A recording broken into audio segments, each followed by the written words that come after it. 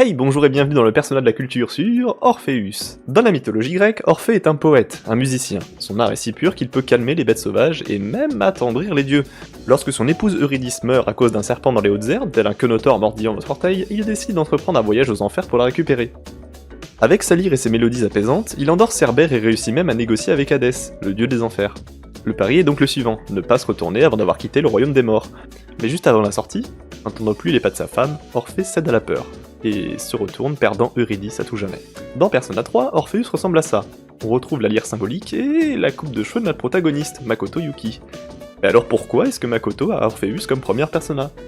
On peut d'abord penser que comme Makoto écoute de la musique, il est lié à Orpheus, comme une sorte de complémentarité. Mais si on reprend la célèbre phrase de Persona I am thou and thou art I, qui signifie je suis toi et tu es moi, cette hypothèse est complètement fausse. Les deux êtres sont censés avoir des similarités, et non une complémentarité. Comme Orphée, le protagoniste est un être calme, presque silencieux. Il observe, il écoute et est souvent seul, le casque sur les oreilles.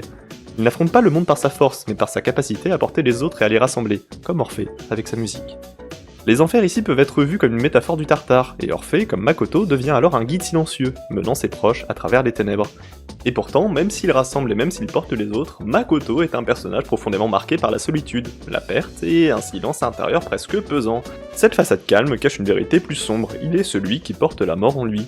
Orpheus, dans le jeu, est littéralement brisé pour laisser place à Thanatos, comme si le rêveur qu'était le héros devait mourir pour devenir ce qu'il faut, un gardien face à la fin du monde.